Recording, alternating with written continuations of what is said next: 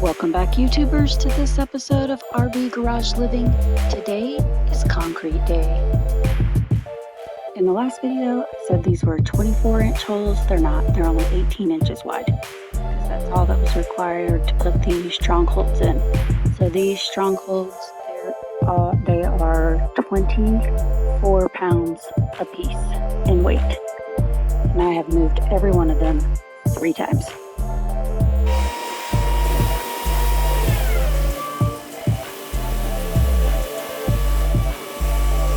If you're new here, we're in Southern Idaho building an off-grid homestead with a powerhouse, water, and currently a pole barn.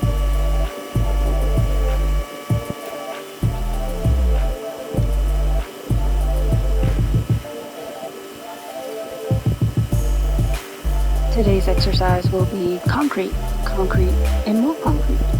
So I'm going to try not to bore you too much with the video, so I'm going to speed it up. It's not in real time because it's very time consuming. So with that sped up video, I'm going to try and discuss as much as possible to let you know what we're currently doing so that you're in the loop.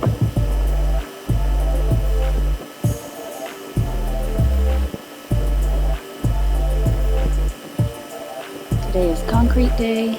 In our last video, you saw us drilling out the holes with our tractor and a jackhammer because we have caliche here. Today, you're going to see us put the concrete into the Sono tubes and then put our stronghold ties into the concrete.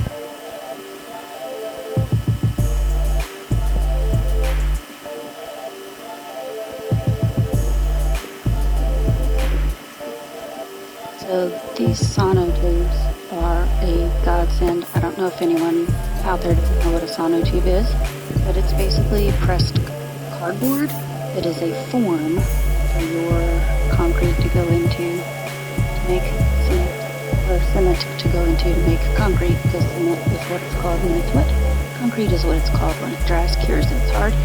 Also, it takes 28 days for concrete to cure completely and harden. So these forms, or Sono tubes, the pressed cardboard, help make the form the circular dimension that you need it to be.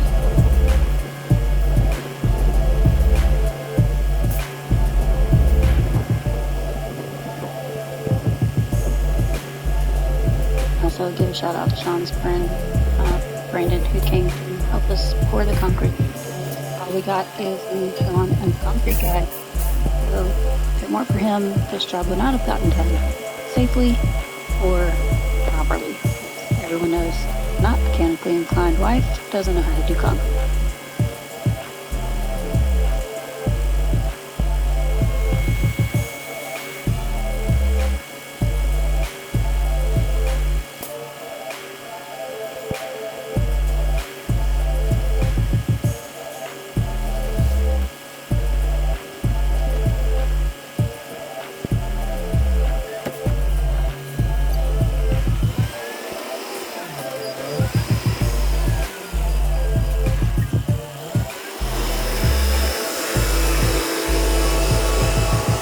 We are starting on the west side and moving around to the south side. So the concrete truck will have to move periodically because his track that he uses to dispense said cement does not reach far enough. There are extensions that you can put on it, but we just felt it safer and more convenient for him to keep moving it as we went along. Also, we are doing one tube at a time.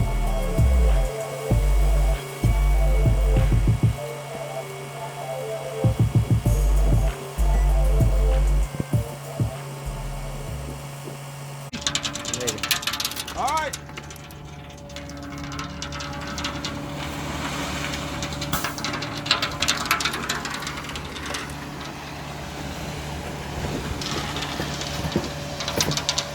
I don't know what I'm doing either, so YouTube, my man, is the only thing I've been watching. Yeah, it's been 20 plus years since I poured concrete. Never. So, besides that wheelbarrow, Yeah.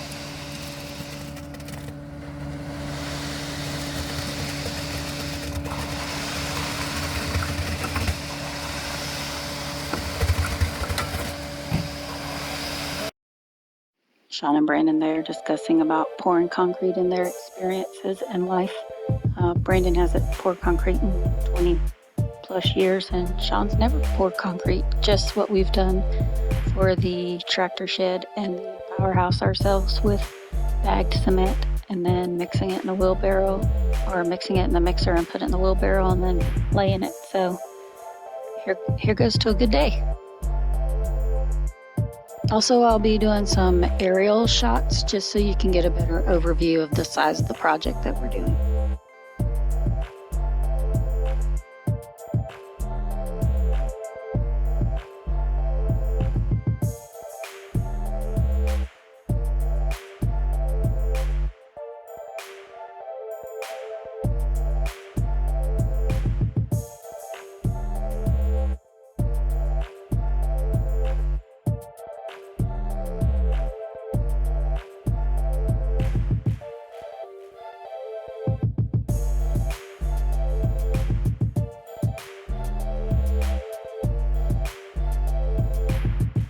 Just in case you're wondering, we are doing 18 Sono tubes.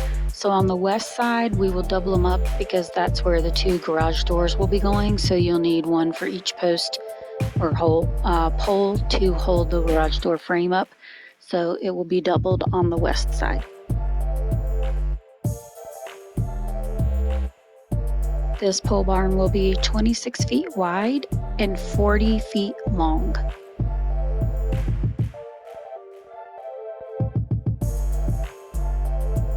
We are gonna try and stay hydrated. As you can see, Sean just went and got his water bottle, and then we will rinse and repeat 17 more times.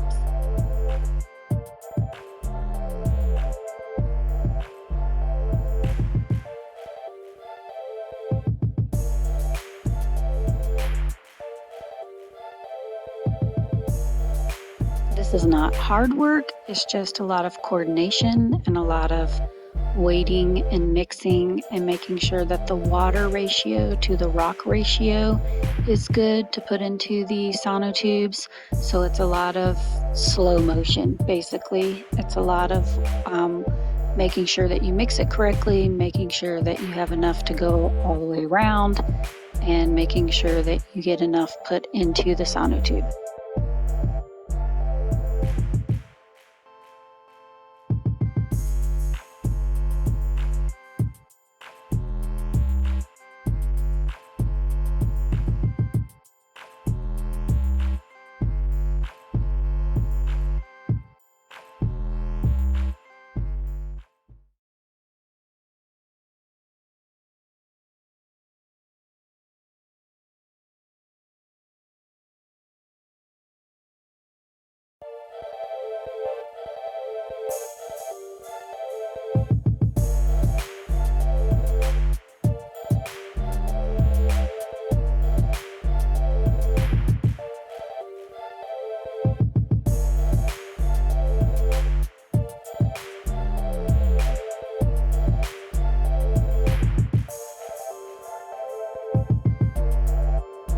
So when you're starting from scratch and doing your own homestead, you really do need to have a good grasp of what you're doing. You definitely need to have a master plan and a plan B and a plan C, because sometimes plans don't go the way that you want them to go. You also need to have a good resource of people to help you. Like Sean said, he had never done concrete before, and he has this friend Brandon who's done concrete before, so we asked Brandon to come over and help for the morning to the early afternoon, so he was more than willing to do that for us. It really works out great that these two work a second shift so that we can do a lot of our early morning stuff. Like this concrete guy was here at like 7:30 in the morning, so it is definitely a early morning for these two who work second shift, so they're not normally up. Well, Brandon is because he has his own ranch, but for us, Sean doesn't get out of bed before 7:30 on a regular basis, so it's early mornings like this that are worth getting up early to do, to get it knocked out and done, and make sure that you're not crunched for time before you have other commitments that you need to do.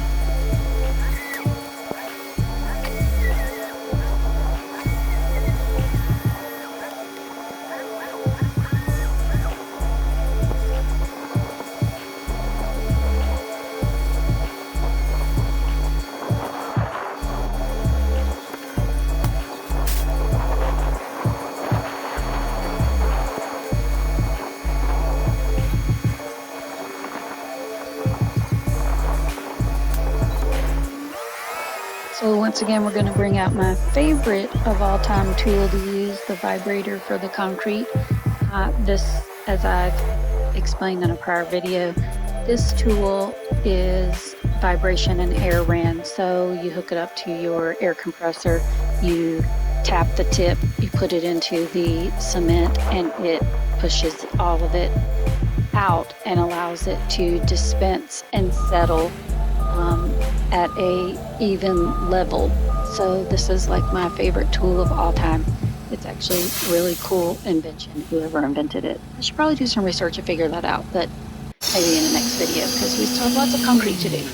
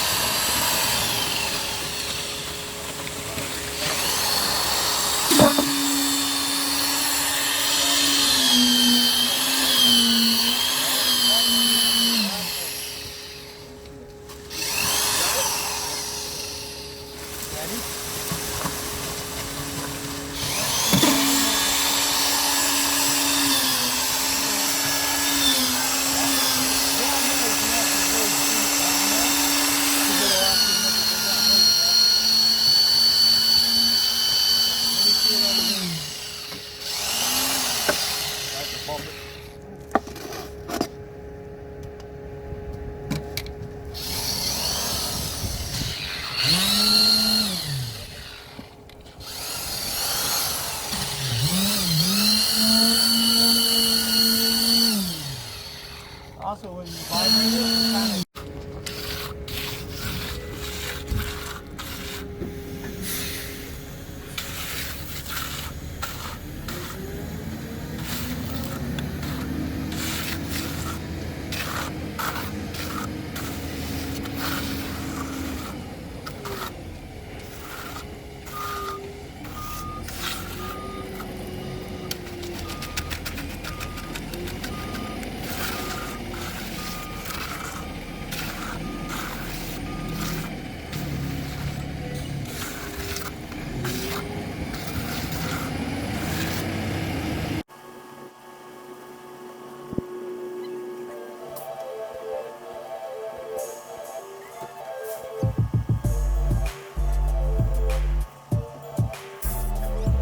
The top of my Sono tubes look like little cupcakes. They're actually super cute. Not ideally what men would call it or construction workers would call it. I don't know what kind of rounded top you call that, but I call them cupcakes or mushrooms. But the floor for the pole barn will come to the top of that concrete. So just so you know how much filling we have to put into the floor, which is rock and sand, tamper it down, rock and sand, tamper it down. We will be doing in-floor radiant heating in this, so that also gives us a barrier to put that into the floor. And also we will be pouring a 5 to 7 inch slab, depending upon where it's at in this pole barn, how thick it will be, because this barn will also have a lift kit in it. So it needs to be at least 3,000 PSI per feet, or for the flooring for the lift to go into. So that's why these Sono tubes are sticking so far up the ground. We have a lot of work to do in between the concrete before it's a final finished floor.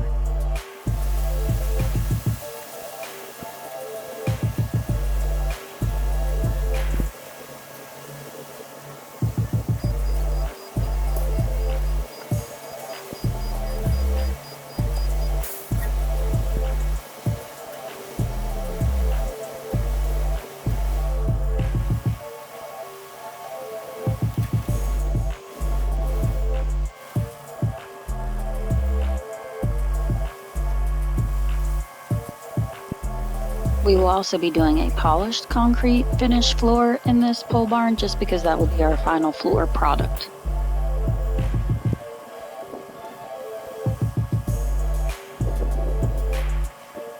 Here I go, moving these darn frames, post frames again. So this is actually a manufactured steel frame that you put into the concrete for it to seal in. And then the post frame for your pole barn will sit in this and be basically lag bolted into it, and that's where you get your structure, stronghold for wind, rain, hurricane, for the weather basically. So we'll get a close-up of that here in a minute.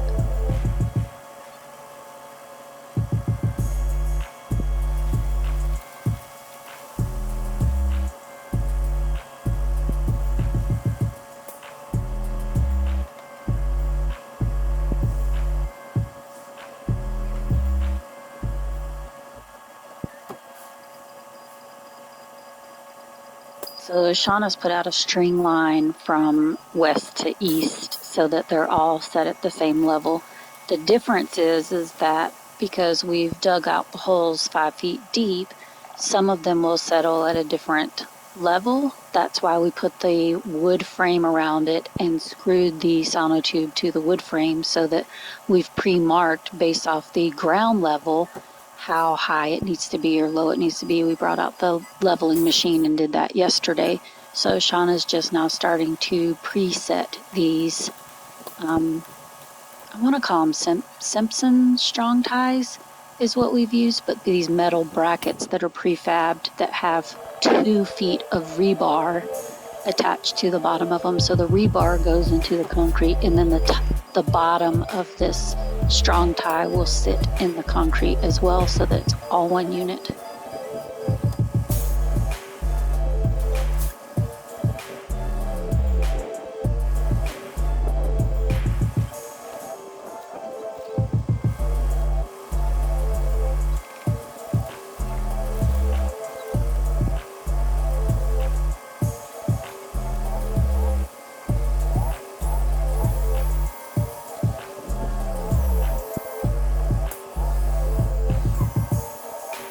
So as Shauna's setting the metal brackets, Brandon and I are finishing up the north side sono tubes, putting the concrete in it to get the rest of the concrete out of the truck, and then he'll rinse out the concrete truck.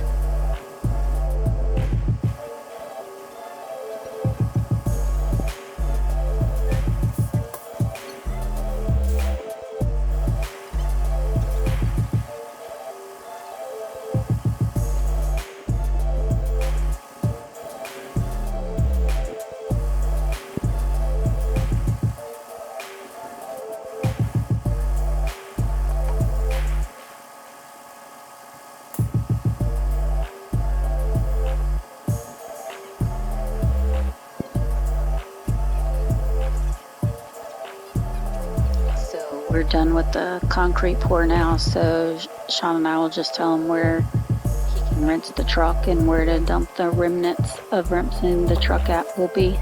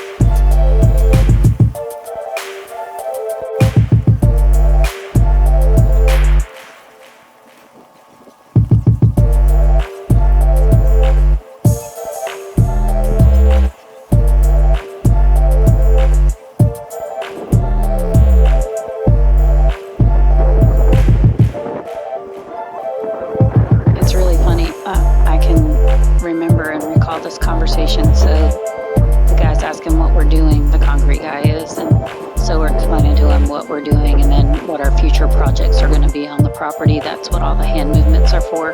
So this is a good view. This is where the pole barn is, which is what I said earlier was 26 by 40. And then you have the 10 by 16, I think, is the tractor shed. And then the 10 by 10 to the left of that with the flows wrap around it is the powerhouse, which is 10 by 10. And we've done the concrete floors for both of those ourselves. The tractor shed does not have in-floor radiant heat. However, the powerhouse does, because the batteries and the controllers and everything for the solar have to be in a controlled environment. So it will have radiant in-floor heating so that we can control the room temperature in that building at all times.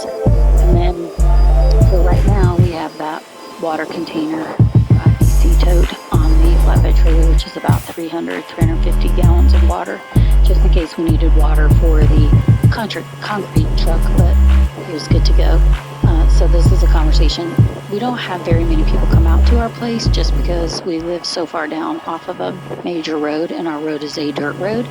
So the only people we really have in contact with is Brandon, of course, and then our trades that we bring out. And the only trade that we've brought out is the concrete guy. I know that sounds really funny, but we've literally done this our entire by ourselves. Sean and I have. This is the first time we've had anyone help us, which is Brandon. So for us, this is a huge deal because we want to be completely off grid to help alleviate random people coming to our house. So if you're coming out to our house, you really need to have a reason to come out.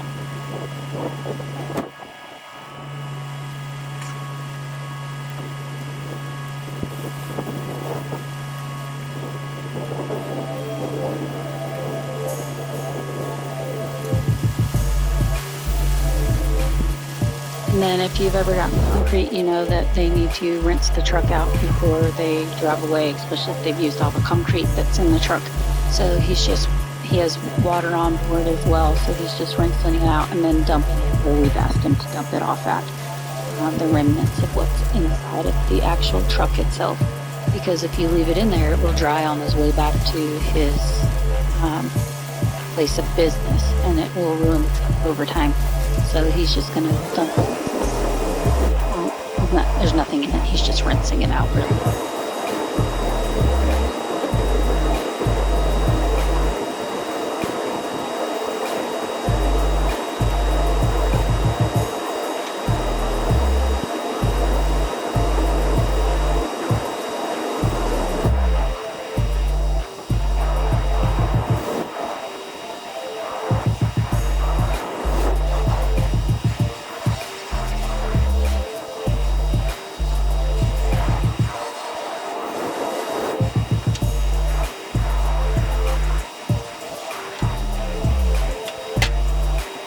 Here we're just having a meeting of the minds. Well, group orientation. This is what we're doing next with the strong ties. So he has set the south wall so far. So we're moving to the west wall, which has the double in it. So for the garage doors. So he's just explaining to us what he's doing and why he's doing it this way. He is the mastermind of this build. I will do what I call the pretty stuff later. To make it look professional, but for the most part I'm the detail-oriented one. He's the organizer one who does all of the manual labor. So we're just getting a meeting of the minds as to what we're doing next.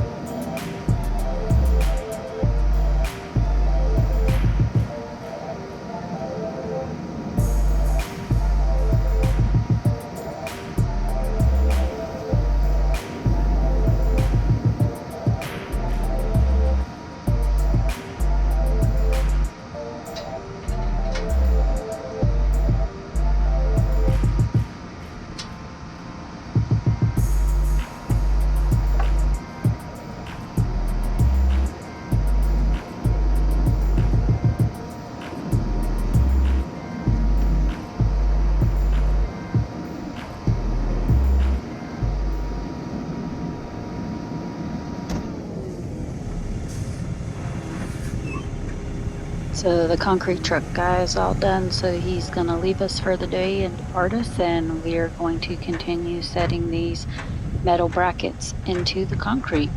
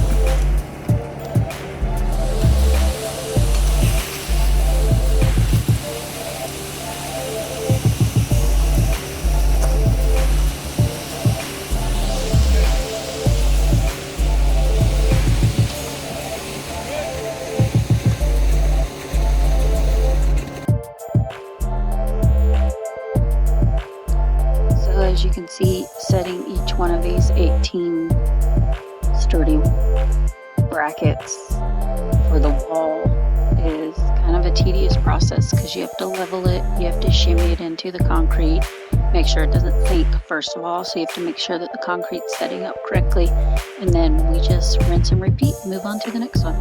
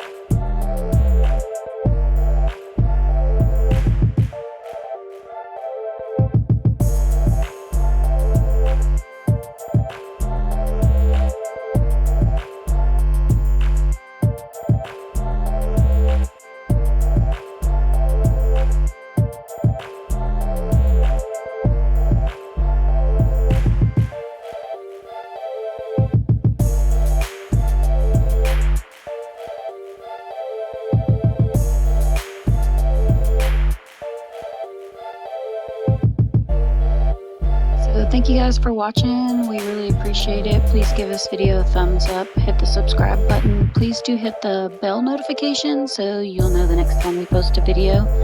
And then we will see you on the next one. Bye.